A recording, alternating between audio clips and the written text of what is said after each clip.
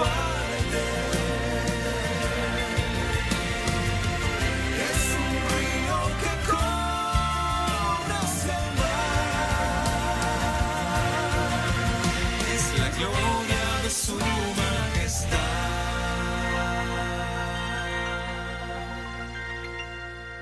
Te habría gustado mucho mi hermano si lo hubieses conocido. Soy el menor de 4. 2 han fallecido. Queda el hermano mayor, Sergio, tiene 62 años, si no me equivoco. 62 o 63. Y yo que tengo 30. Pero uno de ellos, amé siempre a mis hermanos, pero uno de ellos te habría encantado. Porque siempre tenía un chiste a flor de labios. Y era de esos parientes que Dios nos regala, esos familiares que Dios nos lo da para que las fiestas no empiecen hasta que ellos no llegan. Son esos que son el alma de la fiesta. Él podía hacerse amigos de cualquiera, tenía un carisma que supongo que había heredado de mamá, de la vieja que siempre fue artista. Y él creo que tenía ese alma de artista. Y tenía una simpatía, arrollador. Fue predicador, ¿saben? Y uno de los buenos, un gran pastor.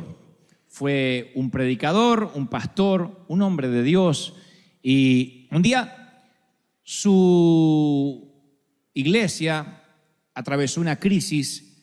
Él no era el pastor principal, era uno de los pastores asistentes, técnicamente. Y el hombre falló, su pastor falló. Por alguna razón él no lo pudo superar. Por alguna razón se apartó del Señor y se fue de la iglesia.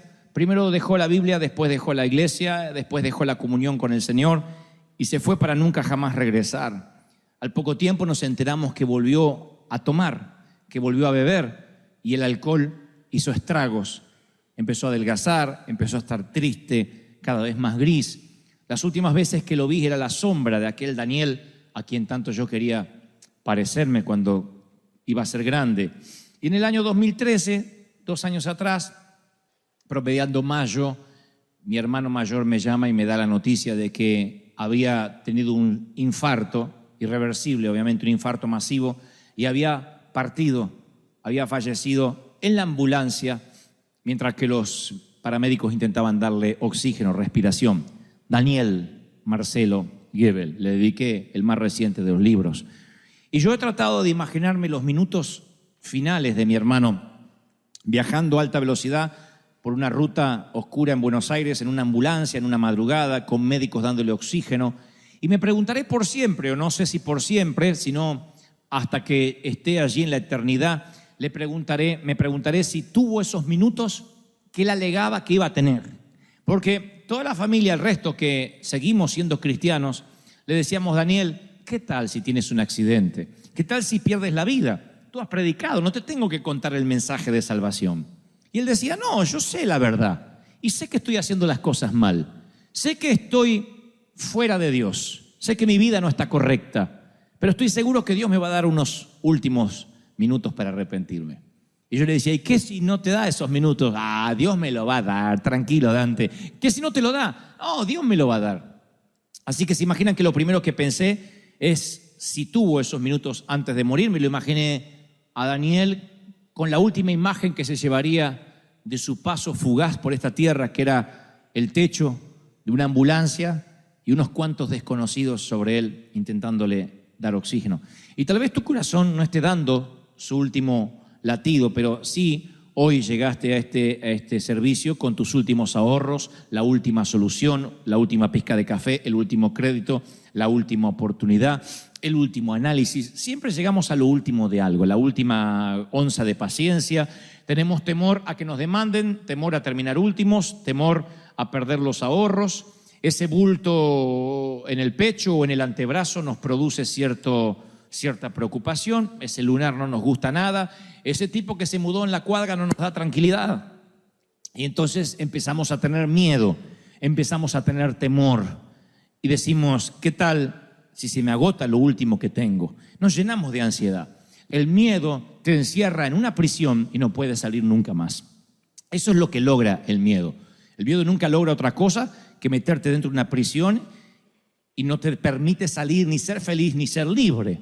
Ahora imagínate un día, un solo día, solo un día sin temor, un día sin miedo, sin temor al fracaso, sin temor al rechazo, sin temor a la tragedia. Imagínate un día sin pensar que algo le pasará a tus hijos, que te faltará dinero, que no vas a comer mañana, que podrás pagar el mortgage. Un día sin temor alguno. Tú dices, wow, nunca lo había pensado así, creo que sería muy feliz. Y por eso el Señor preguntó, ¿por qué teméis? ¿Por qué tienes miedo? ¿Por qué tienen miedo? Lanza la pregunta a los muchachos que estaban mojados y empapados en medio de una tormenta. Preguntarle por qué tienen miedo en medio de una tormenta atroz es como que un nadador le pregunte a otro, ¿por qué estás mojado? Porque es lógico que tenga miedo. Se supone que estamos en una tormenta, se supone que tengamos miedo. Los hombres escuchan la pregunta y están muy serios. El crucero acaba de convertirse en una pesadilla aterradora. Y así es como uno de ellos recuerda el viaje. Dice, luego el maestro Jesús subió a la barca y lo siguieron los discípulos. De repente se levantó en el lago una tormenta tan fuerte que las olas inundaban la barca. Mateo 8:23. Escuchen este detalle, no se lo pierdan, por favor. De repente, una gran tormenta se desató en el mar. No todas las tormentas vienen de repente. En la pradera los agricultores ven los cambios de nubes y dicen, me parece que va a llover. Los que saben de tormentas dicen, mi mamá decía, me está doliendo la cadera, va a llover. Nunca supe cómo se conectaba la cadera con el clima, pero no fallaba la vieja. Era un barómetro. Ella decía, me duele la cadera, va a llover. Nunca usamos servicio meteorológico. La gente venía a decirle, Nelly, ¿le duele la cadera? Sí, ¿para cuándo? Para mañana. Y se venía la tormenta. Sin embargo, dice el apóstol, no, que esta tormenta saltó como un león desde el césped, de golpe, agazapada. Y Pedro y Juan luchan, son pescadores. Y el oficio les hace hacer que traten de mantener la vela lo más abajo posible. Mateo es recaudador de impuestos. Mateo trabaja en el IRS. Sabe tanto de velas, barcos y tormentas como yo de japonés, mandarín e inglés. Así que Mateo, el único esfuerzo que hace es por no vomitar o vomitar lo menos posible. La Biblia no dice que haya vomitado. Y él hubiese preferido relatar la historia de la siguiente forma, decir, y Jesús subió a la barca y entonces un arco iris apareció y vieron una bandada de palomas en formación de cruz. Esa hubiese sido una historia poética del Señor. Sin embargo, dice, el Señor se sube a la barca y se levanta una tormenta tan fuerte que las olas inundaban la barca con el Señor arriba. Esto me enseña una lección, señores. Subirse a la barca con Cristo puede implicar que tengas que mojarte con Él. Y no aprender o no entender este principio o este concepto básico nos causará muchos dolores de cabeza. Yo provengo de una iglesia donde se nos enseñó que si tu vida empezaba a tener tormentas es porque te habías alejado del Señor. A saber, por ejemplo, entrabas a la iglesia, mi mamá entraba con el dolor de cadera, que lo único que hacía es hacer un bien en la comunidad porque estaba haciendo el servicio meteorológico para el barrio, y ella decía, me duele la cadera. El pastor decía, no está bien con el Señor. Algo debe estar haciendo mal, si no tendría por qué estar enferma. Y los seguidores de Jesús se enferman de malaria, entierran a sus hijos, luchan con adicciones, se enfrentan temores. No es la falta de tormenta lo que los distingue, sino que Jesús está en medio de esas tormentas. No es que no van a tener tormenta, porque cuando nos enteramos que un misionero fue ajusticiado, o que perdió uno de sus hijos, o que un cristiano tuvo un accidente, decimos, ay, ¿cómo Dios? Pero eso es lo que no entiendo de Dios, si servía al Señor. La Biblia no dice que estaremos exentos de tormentas, pero sí promete que nada nos puede pasar si Él está en la tormenta. Ustedes dicen, pero ¿cómo no me puede pasar nada malo si les pasa cosas malas? Pero el Señor vuelve a decir, quiero que entiendas lo siguiente. A lo mejor la tormenta es espantosa. A lo mejor la nube se pone tan negra que dices, voy a morir. Pero nada va a salirse de mis manos ni de mis planes porque yo estoy al control. Y yo soy el que invito. ¿Lo creen, sí o no? Ahora, dice Marcos agrega unos detalles muy curiosos. Dice, Jesús estaba en la popa, durmiendo sobre un cabezal. El cabezal no es un almohadón mullido, no es un cojincito. Es una bolsa de cuero llena de harina que se usa para estabilizar la barca, que lo suelen utilizar todavía los pescadores del Mediterráneo. Así que estaba con la cabeza durmiendo allí, y esa siesta preocupa a sus discípulos. Y le dicen, esto es lo que le dicen: Maestro, ¿no ves que perecemos? En otra versión dice, ¿no tienes cuidado de que nos morimos? Versión Dante habla hoy, ¿te importa un cuerno que nos vamos a ahogar? ¿No te importa? A mí me suena como esa reprimenda de algunas mujeres que dicen, ¿ves? Nunca cambias. Como si ellos tuviesen un background para decir eso. ¿Ves? El mismo sucio. ¿Ves? El mismo muerto de hambre. Es como que no te importa, como diciendo, ya es la tercera, cuarta vez que te enganchamos que no te importa. No tienes cuidado. Eso es lo que hace el temor. El temor lo que hace es sacar nuestros colmillos, porque el temor corroe nuestra confianza en la bondad de Dios. Lo erosiona. Nos va drenando nuestra confianza en la bondad de Dios. Nos llenamos de miedo y perdemos el control. Y perder el control es lo que más miedo nos da cuando no tenemos el control de las cosas. Mamá, además de ser madre, esposa, hija y abuela, era controladora de la vida de todo el mundo. Ella podía controlar todo. Todo lo que había en su universo, que era el techo de la casa donde yo vivía, estaba bajo su control. Lo que se iba a comer, el calzón no se cambiaba si mamá no lo disponía. Ahí no se bañaba cuando alguien quería bañarse, si mamá no daba la orden. Y papá entendió eso desde que se casó con mamá. Por eso papá acuñó la frase, no sé, pregúntale a tu madre. Esa era la frase. Papá se declaró incompetente en la causa desde que se casó con la vieja. Dijo, la vieja decide, yo apruebo o desapruebo. Igual no importaba lo que dijera el viejo, porque la vieja era la última palabra. Había hablado Fidel Castro en Cuba cuando mamá hablaba. Esa era mamá. Una persona así puede manejar un automóvil, un submarino nuclear y pilotear un avión, un cazabombardero, pero nunca tenerla de copiloto porque te enferma, aunque seas un monje tibetano. Te enferma. Mamá mantenía una charla conmigo, con mi hermano, y le decía, cuidado viejo, dobla viejo, poné la luz de giro. El clic, la baliza, por favor. Cuidado, stop, frena, está frenando el de allá. Date vuelta, dobla. Para acá no. Mi papá nunca necesitó un GPS. Mamá le decía, dobla derecha, a la izquierda, 3 cuadras, me duele la cadera, va a llover. Todo. Mamá era una controladora, una enferma del control. Entonces papá ya se había acostumbrado, que ella manejaba y hacía todo, y doblaba cadera, ella hablaba, todo, quería controlar todo. Un día le manoteó el volante al viejo. La única vez que vi a mi papá enojado. Le agarró el volante y dijo, acá, no me toques el volante. Ni a mí me defendió así mi papá en la vida cuando le tocaron el volante. Hasta ahí llegó la vieja, porque la mamá sabía que mucho no podía tampoco estirar el elástico. Hasta ahí llegó, dijo, epa, nunca más le tocó el volante, pero igual, por telepatía se lo manejaba así. Y él doblaba. Mamá nunca hubiese podido subir un avión. Porque en el avión, aunque es el medio de transporte más seguro, no tenemos control de nada.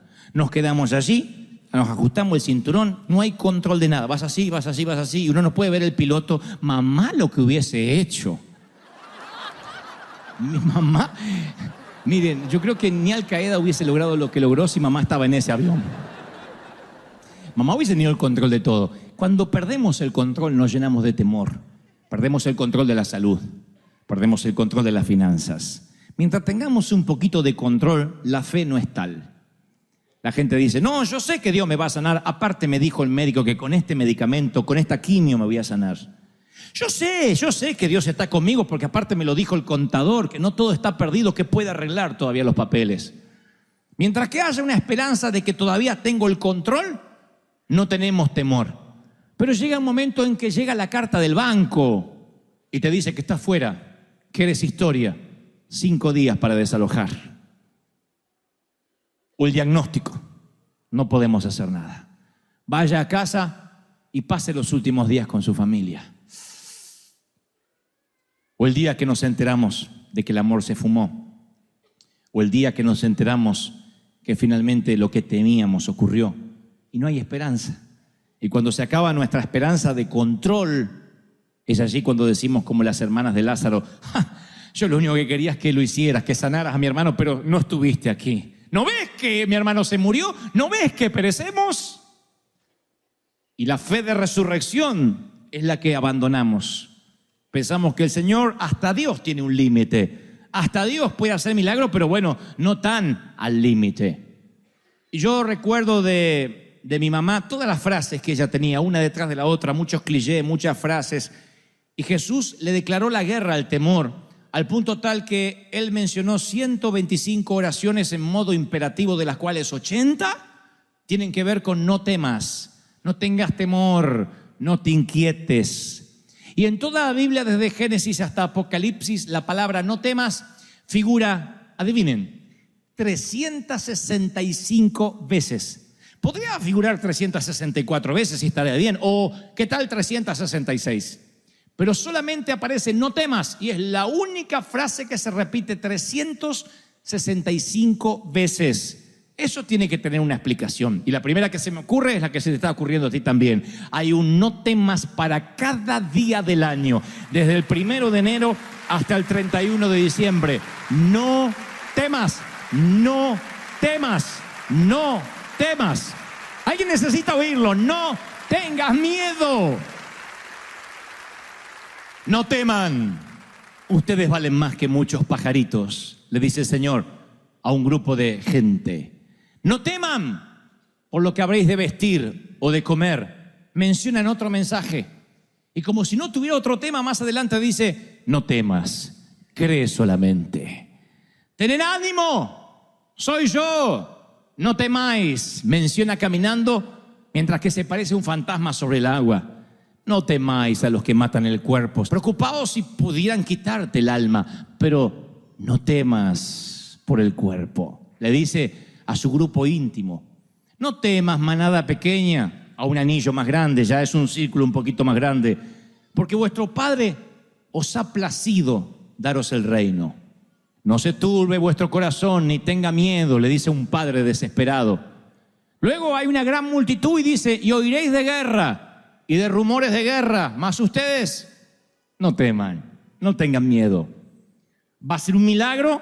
Jesús se le acerca, lo toca y le dije, levantaos. Y los leprosos que nadie los tocaba, dice, ¡hey! No teman.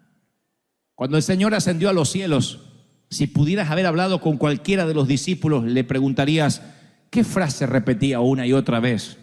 No será levántate, ni serás poderoso, ni los ungiré. Es, no tengas miedo. ¿Por qué tienen miedo? Hombres de poca fe. Yo estoy en la barca, estoy en tu vida. ¿Me veas o no me veas? Y si cuando a la altura de los ojos me tratas de buscar y no estoy, búscame entre los cabezales, quizás esté echando una siesta. Si no estoy en estribor, estaré en la proa, a babor, en algún lado en el barco, pero no me bajo del barco si tú estás arriba. Y más, si yo te invité a navegar, yo no me bajo del barco. No tengas temor.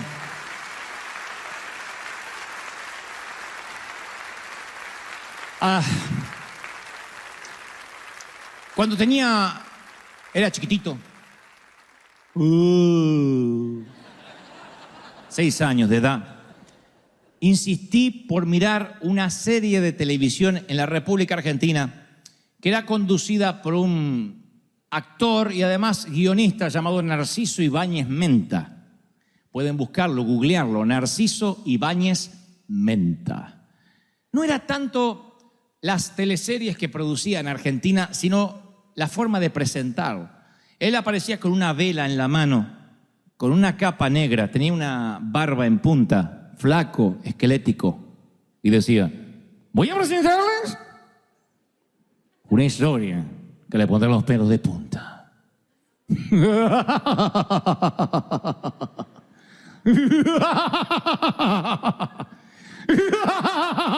¡Oh!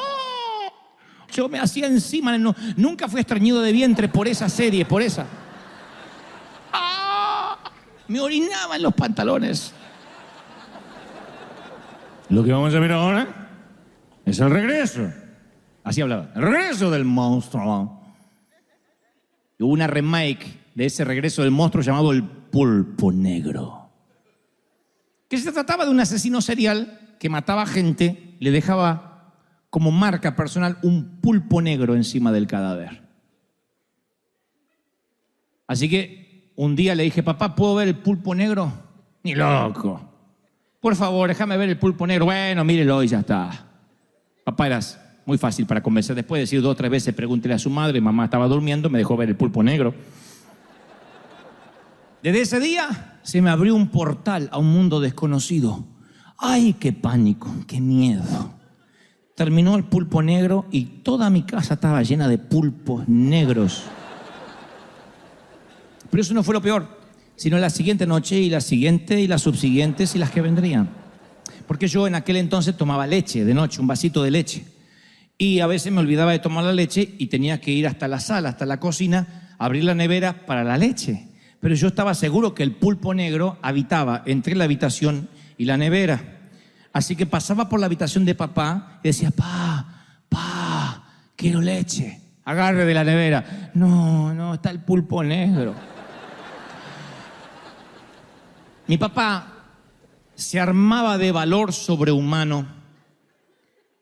Ese hombre me escoltaba a través del valle de sombra y de muerte.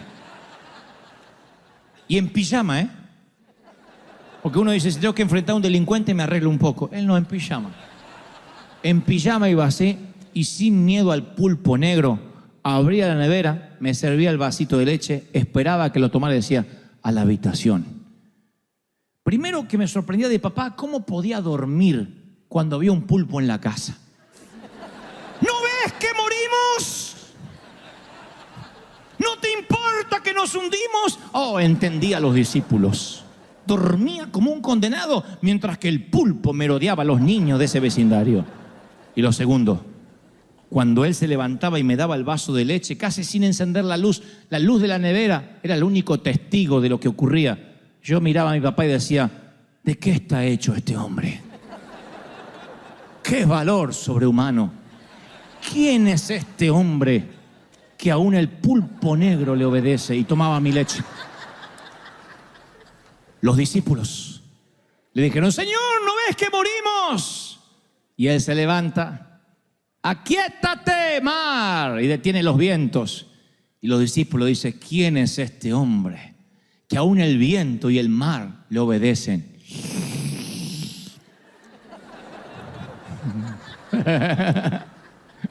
¿Entendieron? El Señor ve tu tormenta, tu crisis, como mi papá, el pulpo negro. No tienes que tener temor. Él se levantó, reprendió los vientos y al mar y les dijo: aquíétense. Y ellos dijeron: wow, ¿de qué está hecho este hombre? Mis queridos, ese Dios que transformó una tormenta en una cálida tarde primaveral, estoy seguro que le dio una oportunidad a el Daniel, a nuestro Daniel, a mi hermano. Yo estoy seguro que él lo último que vio fue el techo de la ambulancia. Pero lo próximo que vio inmediatamente fue el brazo del Señor rescatándolo. ¿Por qué lo sé? Porque no importa cuánto dure una tormenta, si el Señor está allí. Y mi propio hermano decía: yo sé en lo que he creído. Sé que estoy haciendo las cosas mal, pero sé la verdad. Mi otro hermano mayor, Sergio, me llama hace unos meses atrás y me dice: Dante, yo no soy místico, no soy de tener sueños, pero soñé a Daniel, o lo vi, lo visioné. Dijo, entró por la puerta de casa y no estaba flaco como cuando murió. Estaba como cuando tenía 20 y tantos años, con esos dientes blancos todavía. Y estaba vestido de blanco al tono, con un sombrero de capitán, como quien se va a navegar en un plácido velero en el mar Caribe. Entró y me dijo: Sergio, dile a todos que llegué y los espero. Y luego se dio vuelta, dice, y vi su espalda grandota, porque yo siempre lo veía flaquito a lo último, y él estaba con su espalda así, derechito, como un capitán, derechito así, se fue. Daniel, tal como yo lo admiraba, como ese gigante que era cuando yo era chiquito. Y cuando me lo contó mi hermano, me conmoví hasta lo más profundo de mi ser, porque le pregunté a Sergio, ¿y se estaba riendo? Oh, sí, Daniel siempre se ríe. No en los últimos años. No, pero sí estaba riendo con ese humor de siempre. Me dijo, estoy bien, los estoy esperando. Por eso estoy seguro que aunque Daniel vivió los últimos años en una tormenta, conociendo a Jesús, conociendo al capitán de los capitanes, estoy seguro que no se hundió. Estoy seguro que en el último minuto, ahí en la ambulancia, le dijo, ¿por qué tienes miedo, Daniel? No tengas temor. Y se fue a casa y me está esperando. Estoy seguro que eso ocurrió y es mi oración que eso ocurra contigo. Que no te hundas, que no naufragues, aunque la tormenta se haya extendido por años, aunque la metástasis avance, aunque el cáncer esté allí, no te vas a hundir. Te doy mi palabra de honor que en el último minuto el capitán se despierta y te dice, no tengas miedo. Daniel, no tengas miedo, no tengas temor.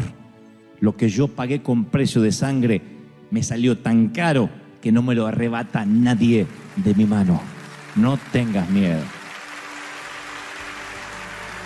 Denle un aplauso de celebración al capitán de capitanes, al Rey de Reyes.